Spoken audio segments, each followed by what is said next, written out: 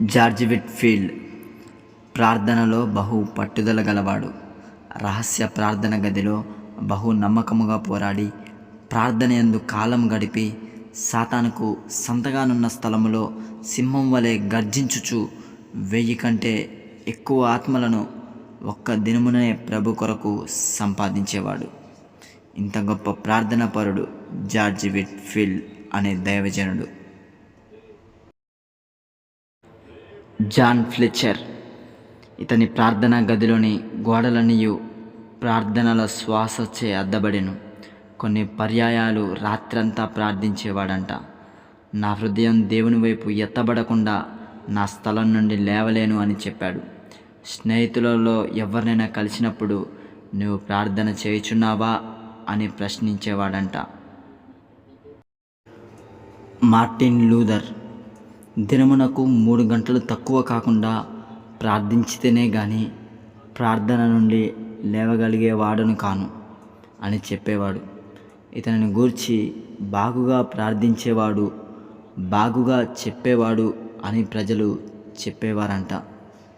సంఘ దిద్దుబాటునకు మూల కారకుడుగా Martin Luther ఉన్నాడంట.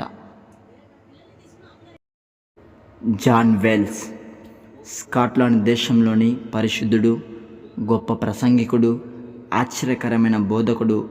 8 లేక 10 గంటలు ప్రార్థనలో గడపని ఎడల ఆ దినమున నేను సరిగ్గా గడపలేనట్లేనని తలంచేవాడు.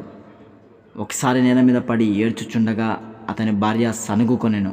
అంతటా ఆయన, ఓ స్త్రీ, నేను 3000 ఆత్మలను గూర్చి దేవునికి లెక్క చెప్పవలననియు వారిలో చాలామంది స్థితి నాకు తెలుసు అనియు ప్రీతికరంగా జవాబు చెప్పినాడంట.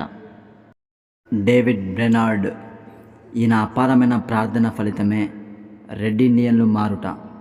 రాత్రి మగళ్ళు ప్రసంగమునకు ముందు వెనక గంటకు దినము ప్రార్థించేవాడు.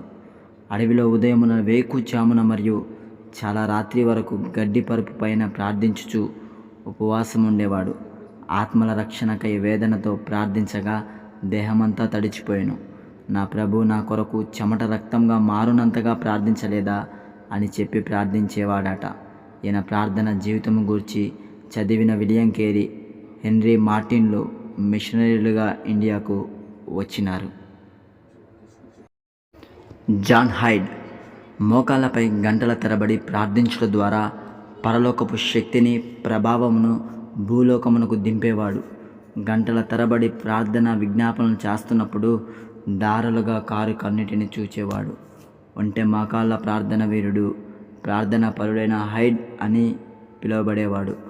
భారముతో చేసిన ఈయన ప్రార్థనల వలన ఈయన గుండె ఎడం వైపు నుండి కుడివైపుకు జరిగింది. వైద్యులు విశ్రాంతి తీసుకోమని ఎంత చెప్పినను ప్రార్థన మానలేదట. నేను పడక మీద లేవలేని స్థితిలో ఉన్నను, విశ్రాంతికి బదులు విజ్ఞాపన కార్యమును కొనసాగింతును అంటూ మరణ పర్యంతం అనేక ఆత్మల కొరకు ప్రార్థించుచూ ఉండేవాడంట.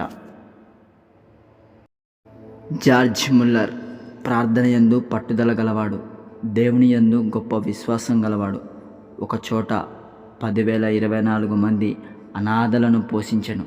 అనేక చోట్ల అనాథ శరణాలయములు స్థాపించి అక్కరల నిమిత్తం ఎవరిని యాచించలేదు. ప్రార్థన ద్వారా వాటికి కావాల్సిన సహాయము పొందెను. 31,1338 పత్రికలు, 16,39,200 బైబిల్ భాగములు పంచెను. 42 దేశములలో సేవ చేసెను. ఇంత గొప్ప ప్రార్థనా పరులు దేవుని యందు ప్రార్థించి గొప్ప దీవెనలు, ఆశీర్వాదాలు, అద్భుతాలు చూశారు.